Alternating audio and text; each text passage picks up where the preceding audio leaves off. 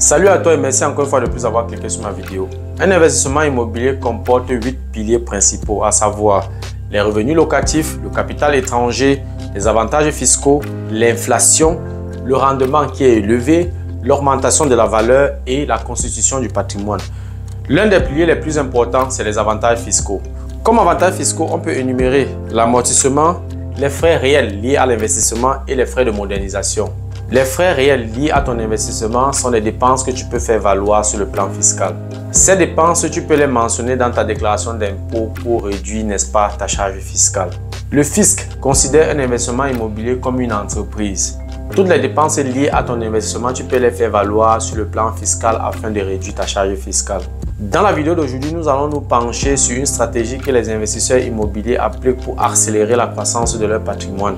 Nous allons plus précisément aborder les avantages fiscaux dans la vidéo d'aujourd'hui. Si tu veux en savoir plus, reste scotché. La suite juste après le générique.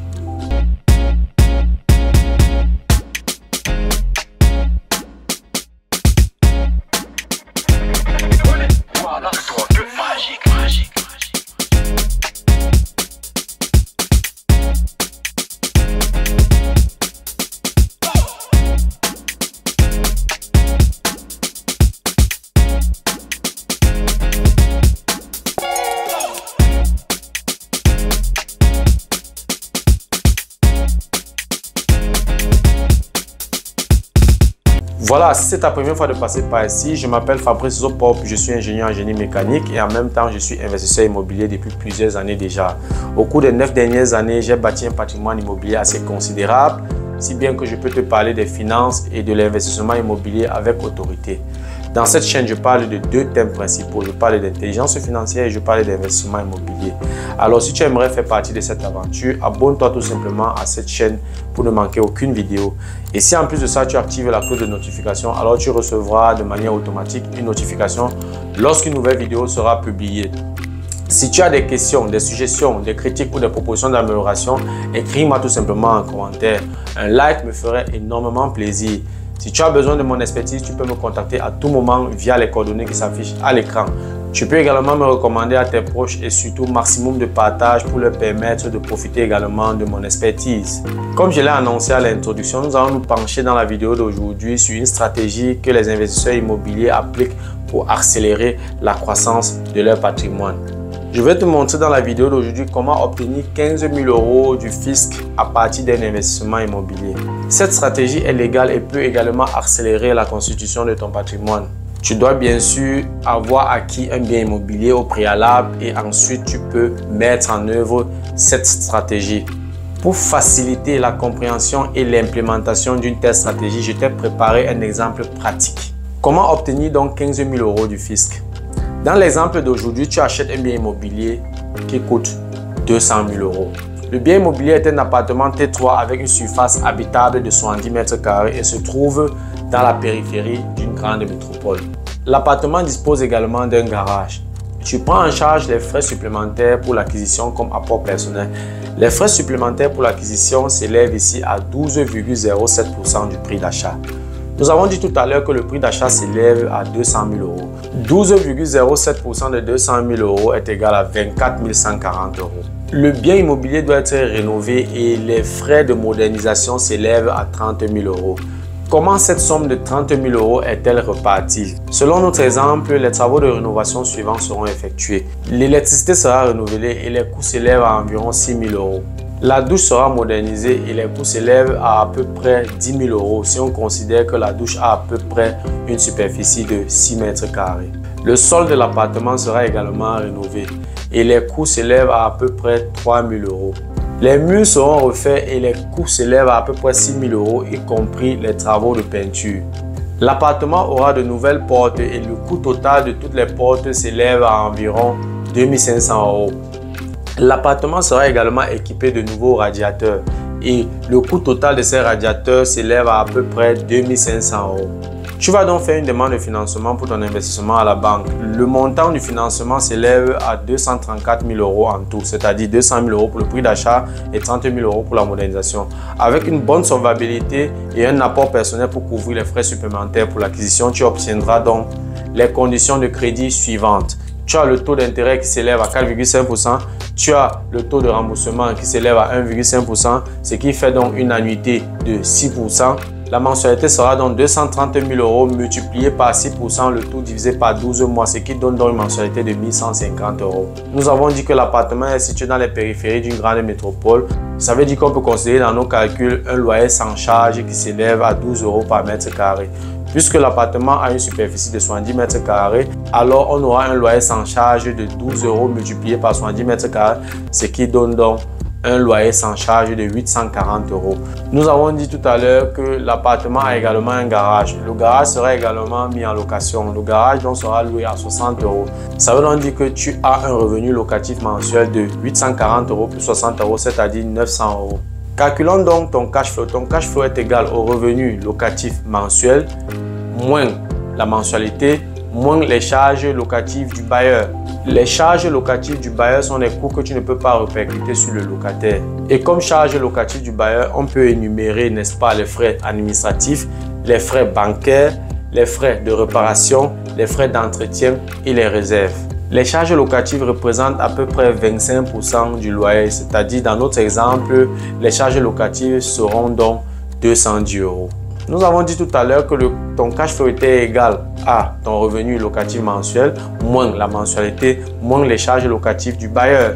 Donc ici, ton cash flow sera 900 € qui représente ton revenu locatif mensuel moins 1150 € qui représente la mensualité moins 210 € qui représente les charges locatives du bailleur. Ce qui donne donc un cash flow de moins 460 €. Ça veut dire que tu as un cash flow négatif. Comment peut-on donc interpréter ce cash flow négatif?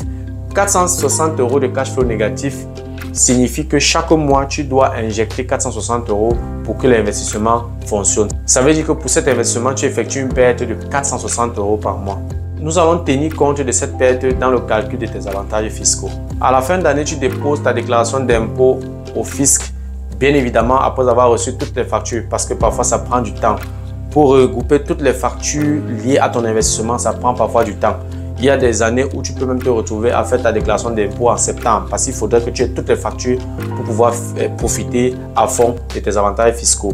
En tant que propriétaire d'un bien immobilier, tu dois remettre l'annexe V pour la location pour ceux qui vivent en Allemagne. Dans les autres pays, il faut se renseigner sur place auprès des fiscalistes. Tu as les dépenses réelles suivantes que tu peux faire valoir sur le plan fiscal, à savoir la perte sur la location. Nous avons dit tout à l'heure que tu effectuais une perte de 460 € pour cet investissement. Donc, la perte sur la location sera de 460 €. Tu as les frais de transport vers le bien. On suppose qu'au cours de l'année, tu t'es déplacé 5 fois pour aller vers le bien. Si on considère que tu vis à 100 km de ton bien immobilier, on va donc faire tout simplement 5 multiplié par 100 km, multiplié par 2 et multiplié par 1 € par kilomètre, ce qui fait un montant de 1000 €. Le montant de 1 € par kilomètre représente les frais de carburant, les frais d'assurance, les frais d'entretien et les frais de réparation du véhicule. Pour l'administration du bien, tu as besoin d'un laptop et tu as besoin d'une imprimante. On va donc considérer que tu as dépensé 1200 € pour acheter un laptop et une imprimante. Ici, n'essaie pas de jongler. Si tu mets dans ta déclaration d'impôt que tu as acheté un ordinateur portable et une imprimante, tu vas devoir prouver. Cela veut dire que tout ce que tu as comme facture, il faut les conserver. Le fisc ne fonctionne pas sans facture.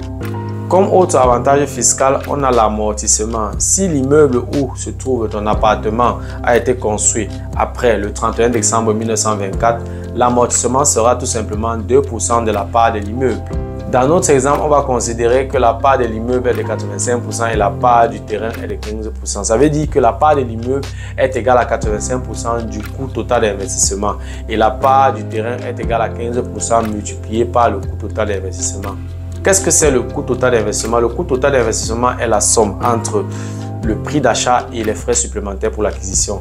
Ici, nous avons dit que le prix d'achat s'élève à 200 000 € et les frais supplémentaires pour l'acquisition s'élèvent à 24 140 €. Ça veut dire que le coût total d'investissement s'élève à 224 140 €.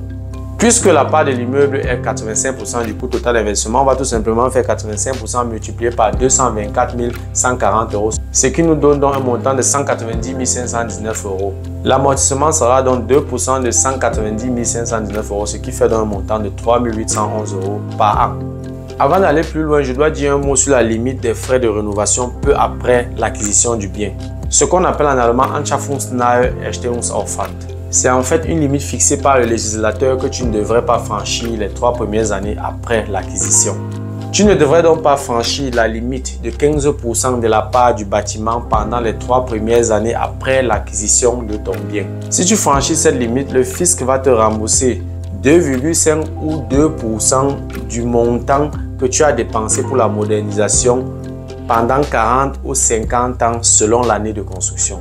Les dépenses que tu as donc effectuées pour la modernisation de ton bien te seront remboursées par le fisc sous forme d'amortissement. Considérons toujours notre exemple. La part de l'immeuble est de 190 519 €. Nous l'avons calculé tout à l'heure. 15% de la part de l'immeuble est égal donc à 28 578 €. Si nous considérons la taxe sur la valeur ajoutée qui s'élève en Allemagne à 19%, la limite pour la modernisation s'élève donc à 28 578 € multiplié par 1,19, ce qui donne donc un montant de 34 008 €. Ça veut dire que la limite pour la modernisation s'élève à 34 008 €. Si tu dépenses plus de 34 008 €, par exemple 35 000 € pour la modernisation de ton bien les 3 premières années, alors tu recevras du fisc 2% de 35 000 €, c'est-à-dire 700 € par an si l'immeuble a été construit après le 31 décembre 1924. Si tu dépenses plus de 34 008 €, par exemple 35 000 € pour la modernisation de ton bien pendant les 3 premières années, alors tu recevras du fisc 2% de 35 000 €, c'est-à-dire 700 € par an pendant 50 ans si le bâtiment a été construit après le 31 décembre 1924. Ou alors tu reçois 2,5% de 35 000 €, c'est-à-dire 875 € par an pendant 40 ans si le bâtiment a été construit avant le 1er janvier 1925. Ce sont des informations très importantes et tu dois tenir compte de ces informations lorsque tu veux te lancer dans l'investissement immobilier. Ne néglige jamais l'aspect de la fiscalité avant de te lancer dans l'investissement immobilier. Tu peux te faire beaucoup d'argent avec les avantages fiscaux. Mais si tu dépenses moins de 34 008 € les 3 premières années après acquisition, par exemple 30 000 € pour la modernisation de ton bien, alors tu recevras du fisc lors de ta prochaine déclaration d'impôt 42% multiplié par 30 000 €, c'est-à-dire tu recevras 12 600 € si on considère que tu as un taux d'imposition en tant qu'investisseur immobilier de 42%. Ça, c'est le cas de l'Allemagne. Pour les autres pays, prenez les informations auprès des experts en fiscalité sur place. Revenons maintenant sur notre exemple. Tu as les dépenses réelles suivantes. Tu as la perte sur la location de 460 €, ce qui représente le cash flow négatif. Tu as les frais de transport vers le bien qui s'élèvent à 1 000 €. Tu as dépensé pour ton ordinateur portable et l'imprimante 1 200 €. Tu as l'amortissement qui s'élève à 3 811 €. Tu as la modernisation qui s'élève à 30 000 € et 30 000 € est inférieur à la limite que nous avons calculée tout à l'heure. Nous avons calculé la limite tout à l'heure, c'est-à-dire les 15% de la part du bâtiment. Et cette limite s'élevait à 34 008 €. Puisque tu dépenses 30 000 € pour la modernisation, tu es largement inférieur à 34 008 €. Ça veut dire que tu peux faire valoir cette dépense sur le plan fiscal en fin d'année. Si on considère donc toutes ces dépenses réelles et on fait la somme, on aura donc une dépense réelle totale de 35 855 €. Donc, tes revenus annuels vont être diminués de 35 855 €. C'est tout simplement formidable. Avec un taux d'imposition fiscale de 42%, tu recevras donc du fisc 42% de 35 855 €, c'est-à-dire 15 059 €. Tu reçois 15 059 € du fisc. Et ça, la même année que tu as investi pour la modernisation de ton bien. Tu reçois 15 000 € du fisc, pourtant pour la modernisation de ton bien, tu as reçu le financement de la banque à hauteur de 30 000 €. Après les travaux de rénovation, tu peux donc augmenter le loyer. Ton bien immobilier prend également de la valeur et de cette façon, tu augmentes ton cash flow et ton rendement, ce qui est tout simplement fantastique. Si tu appliques cette stratégie une fois chaque année, alors tu recevras après 10 ans 150 000 € du fisc. C'est-à-dire 15 000 € chaque année multiplié par 10 ans, tu recevras 150 000 € du fisc. En plus de cela, tu peux vendre ton premier bien immobilier après 10 ans sans payer d'impôt sur le bénéfice. Et à partir de la 10e année, tu peux vendre un bien immobilier chaque année et te faire des bénéfices sans toutefois payer d'impôt sur ce bénéfice. Nous sommes donc d'accord que si tu es financièrement intelligent, tu peux te bâtir toute une fortune avec l'aide du fisc sans problème. La bonne nouvelle est que toutes ces stratégies et toutes ces astuces sont légales. Recevoir 15 000 € du fisc est un jeu d'enfant pour un investisseur immobilier qui a maîtrisé son sujet. Je dois également mentionner que ma vidéo ne remplace sous aucun prétexte la consultation d'un fiscaliste. Il faut toujours travailler en collaboration avec un fiscaliste, ce qu'on appelle en allemand généralement Steuerberater. Donc ma vidéo ne remplace pas le Steuerberater. Utilise les astuces de cette vidéo pour préparer l'entretien avec ton fiscaliste pour ta déclaration d'impôt. C'est très important. Je vais également te rappeler que plusieurs fiscalistes ne maîtrisent pas ces stratégies. C'est à toi de travailler en étroite collaboration avec ton fiscaliste et lui faire des propositions parce que tous les fiscalistes ne maîtrisent pas ces stratégies. C'est très important. Je parle de ce que moi-même j'ai déjà vécu. Donc, lors de l'entretien avec ton fiscaliste, pose-lui ces stratégies, ces astuces sur la table et discute avec lui. Je pense que c'est vraiment être financièrement myope que de ne pas investir dans l'immobilier. Renseigne-toi tout simplement sur les grandes fortunes mondiales. Tu vas te rendre compte que la plupart des grandes fortunes mondiales ont les biens immobiliers dans leur portefeuille. L'investissement immobilier est l'investissement par excellence qui réduit de manière considérable ta charge fiscale. Tu ne devrais même pas hésiter avant de te lancer. Voilà, je vais donc m'arrêter à ce niveau. C'était tout pour la vidéo d'aujourd'hui. J'espère que la vidéo t'a plu. J'espère que tu as pu apprendre quelque chose. J'espère que tu as pu profiter de mes connaissances. Si tu souhaites, n'est-ce pas, regarder de manière régulière ce genre de vidéos, abonne-toi tout simplement à ma chaîne. N'oublie pas d'activer la cloche de notification pour ne manquer aucune vidéo. Si en plus de ça, tu actives la cloche de notification, alors tu recevras de manière automatique une notification lorsqu'une nouvelle vidéo sera publiée. Fais-moi signe en commentaire si tu as des questions, des critiques, des propositions d'amélioration ou alors si tu as des suggestions. Un like me ferait énormément plaisir. Si tu as besoin de mon expertise, tu peux me contacter à tout moment via les coordonnées qui s'affichent à l'écran. Tu peux me recommander à tes connaissances pour qu'ils puissent également en profiter. On se donne donc rendez-vous à la prochaine vidéo. Merci encore pour ta disponibilité et merci pour ton attention. C'était Fabrice de Emo Génie. Ciao.